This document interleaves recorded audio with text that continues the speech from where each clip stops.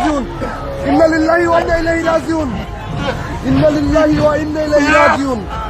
শীতের মৌসুমে এই তিনটি খাবার ভুল করেও খাওয়া উচিত নয়। শীতের মৌসুমে উষ্ণতা কম থাকে। অন্য সাধারণ মৌসুমে আমরা যে সমস্ত খাবার খাই সেই খাবারের মধ্যে কিছু কিছু বিশেষ প্রজাতির খাবার রয়েছে যেগুলো শীতের মৌসুমে খেলে আমাদের বডি সেটাকে ডাইজেস্ট করতে পারে না। ফলস্বরূপ ফুসফুসে সমস্যা হওয়া, শ্বাস প্রশ্বাস নিতে সমস্যা হওয়া, এমনকি আক্রান্ত ব্যক্তির এক পর্যায়ে মৃত্যু ঘটে। এই তিনটি খাবার শীতের সময় একদমই খাওয়া উচিত নয়।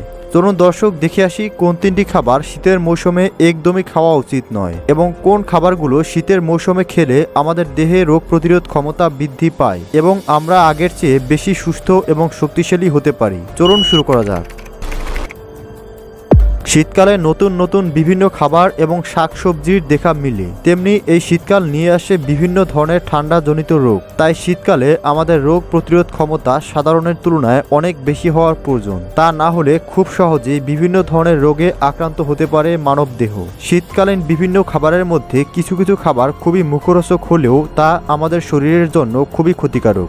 আর কিছু কিছু খাবার এই শীতকালে আমাদের রোগ প্রতিরোধ ক্ষমতা আরও বাড়িয়ে দেয়। এমনিতে শীতকালে অনেকেই অলসতা করে এক জায়গায় বসে থাকতে কিংবা চা কফি খেতে অনেক পছন্দ করে, কিন্তু আপনি যদি আপনার রোগ প্রতিরোধ ক্ষমতা বাড়াতে চান তাহলে চা কফি এবং অতিরিক্ত চিনিযুক্ত খাবার কম খাওয়াই ভালো। এছাড়াও শীতকালীন শাকসবজি, ফল, মাছ এবং আঁশযুক্ত খাবার আমাদের রোগ প্রতিরোধ ক্ষমতা অনেক বাড়িয়ে দেয়। তাই রোগ প্রতিরোধ ক্ষমতা বাড়ানোর জন্য বেশি বেশি সবজি, শাকসবজি এবং সামুদ্রিক মাছ খেতে হবে। এখন চলুন ভিডিওর প্রথমে বলা সেই তিনটি খাবার কি তা জেনে আসি, যা আমাদের মানবদেহের জন্য খুবই ভয়ানক হতে পারে। এর মধ্যে প্রথমেই রয়েছে রুটি। প্রথমে রুটির কথা শুনে নিশ্চয়ই অবাক হচ্ছেন, কারণ রুটি আমরা কম বেশি সবাই খাই। তাহলে এটা খাওয়ার মধ্যে আবার বাধা কিসের?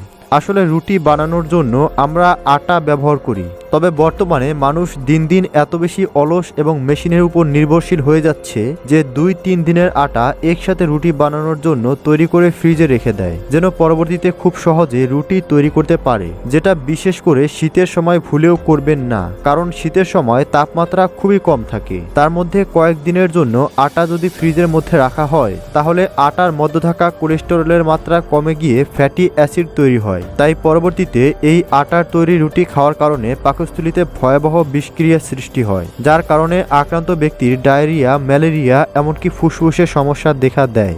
দ্বিতীয় নম্বরে রয়েছে লেবু। ভিটামিন সি সমৃদ্ধ লেবু আমাদের শরীরের জন্য খুবই উপকারী। ত্বকের উজ্জ্বলতা বাড়াতে এটি খুবই উপকারী, তবে সেটা অন্যান্য মৌসুমে, কারণ শীতের মৌসুমে এটি তার বিপরীত কাজ করে। শীতের সময় আপনি যদি লেবুর শরবত ফ্রিজে রেখে খান কিংবা লেবু অর্ধেক কেটে ফ্রিজে রেখে পরবর্তীতে ব্যবহার করেন তাহলে ভয়াবহ ফুড পয়জনিং এর শিকার হতে পারে। এছাড়াও রোগ প্রতিরোধ ক্ষমতা কমে যাওয়া, হার্টের রক্ত পাম্প করার ক্ষমতা কমে যাওয়া, হার্ট ব্লক হয়ে যাওয়া, হৃদস্পন্দন কমে যাওয়া, কিডনির পানি ফিল্টার করার ক্ষমতা কমে যাওয়া, কিডনিতে পাথর হওয়া, কিডনি ফেলিওর, ভিটামিন সি এর বিপরীত ক্রিয়ার কারণে চামড়ায় মারাত্মক ক্ষত তৈরি হওয়া সহ আরো ভয়াবহ সমস্যা দেখা দিতে পারে। তবে আপনি চাইলে শীতের সময় অবশ্যই লেবু খেতে পারেন, কিন্তু সেটা ফ্রিজে না রেখে। তৃতীয় নম্বরে রয়েছে কলা। কলা খুবই পুষ্টিকর একটি খাবার। এটি আমাদের শরীরে ইনস্ট্যান্ট শক্তি যোগায়, তবে এই পুষ্টিকর খাবারটি শীতের মৌসুমে আপনার ভয়াবহ ক্ষতি করতে পারে। তবে কলার মধ্যেও কিছু প্রকারভেদ রয়েছে।